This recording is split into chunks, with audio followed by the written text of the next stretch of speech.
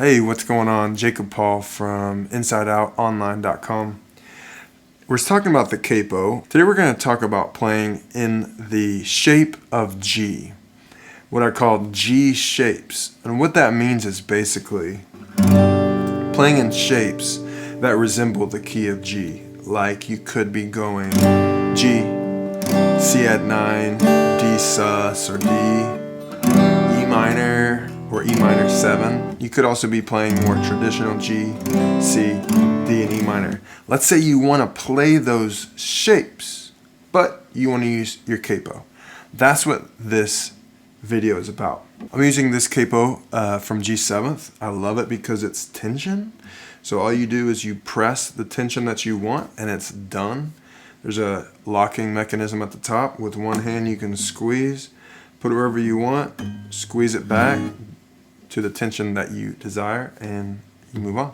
You can unclamp it, put it back, just squeeze it to the neck, it stays there, and it's real streamlined. I like how simple it is, no big clamping or anything. So when you're wanting to play G shapes, there's a couple keys that work well for that. Obviously, the open position, actually playing in the key of G. But this video is about using your capo and moving away from G, but getting to still play those familiar shapes. The keys that you can play in with the G shapes is capo 2, and that brings G up one step. So 2 frets gives you a full step, and that moves you from G to A. So now my G chord is an A chord. What's coming out is an A chord. And so here's where the theory comes in. The shapes that you play, if I go from G to C, are now going from A to D. Or let's say the shape of G to the shape of D is now actually playing A and E. And keep going, the minor, the 6th minor, if I play this E minor shape, what's actually coming out is the key of A's favorite minor, which is F sharp minor. So a good example of why you would want to do this is, let's say you're given a song in the key of A, and it says A, D, E, you're like, and you see that F sharp minor, and you go, either I don't know F sharp minor, or I don't want to play F sharp minor. If you know how to transpose, you would replace from that chord chart any A's with a G. You could just write G on there. Any D's that you see can be replaced with a C. You're going to think C because now you're just playing the shapes. You get to play the shapes. And any E you see on the chord chart, you could replace with the D because you're going to play a D shape. And any F sharp minors on the chord chart you can replace with E minors. And now you get to be in that difficult key, the key of A, but play what's familiar, which would be, say, G, C add 9, or traditional C, whatever type of G shapes you want to play. The traditional, or maybe the modern, fancy, what we call type 2 shapes, the C add 9, D sus, or whatever, the E minor 7. That's up to you and the song. So it works great for transposing into the key of A while still getting to play these easier shapes. What other keys do the G shapes work in?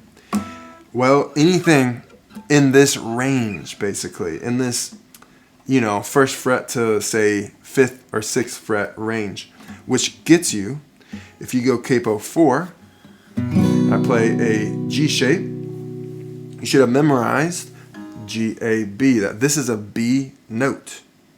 So now I can play in the key of B. What says B to E, I could just play a G shape to a C shape. And it also works for little really weird incremental keys, like let's say you need the key of B flat. Well, I just moved my capo back to this 3rd fret, and it put my G shape to this B flat note. What comes out is a B flat major chord. So now you can also play in these really strange keys, like say the key of B flat. You just need to know where to put your G chord. And basically wherever you make your shape, particularly where this second finger is, that's the chord that's going to come from it. For example, here's G, right? G in the open G. Let's say I need the key of G sharp for some reason. Well, that's G sharp. If I play that shape here and capo 1, now I'm in the key of G sharp. So that chord chart in the key of G sharp might say G sharp to C sharp to D sharp, right? Well, I'm just going to transpose those in my mind to G, C, and D. And the minor for G sharp would be like F minor. You don't have to worry about all this right now, unless you're really soaking this in. You see that F minor, well, I'll just replace that with my E minor shape. So basically, we're transposing. So it works great for keys, the key of A on capo 2, the key of B, capo 4, that's a B, and then you could go one more, capo 5, and that gets you to a C.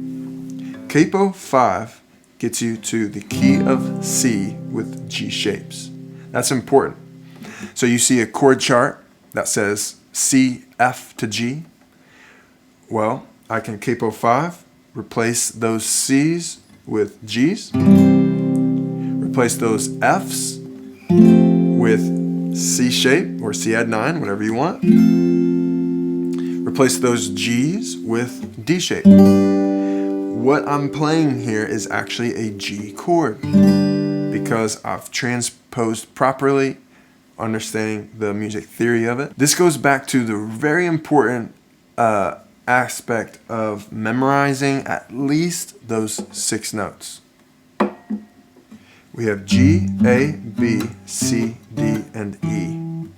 Whenever I put a G shape on, say, that note, and I capo accordingly, what comes out is that note's chord.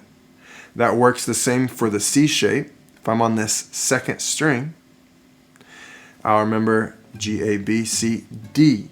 When I play that C shape here, what comes out is a D chord. I have to have a capo on 2, of course. So those are the main ideas for playing G shapes on the guitar when you're needing to capo and get up into other keys. Again, those main keys you can play with G shapes is obviously the open key of G. You can capo 2 and play key of A. You can capo 4 and play key of B, and all those really weird incremental ones between, like the flats or the sharps. And lastly, if you capo 5 and you play G shape, you actually are playing key of C. What comes out is key of C. So that can be really handy. That can be very handy. Little Timmy's over here playing C, F, and G, and F.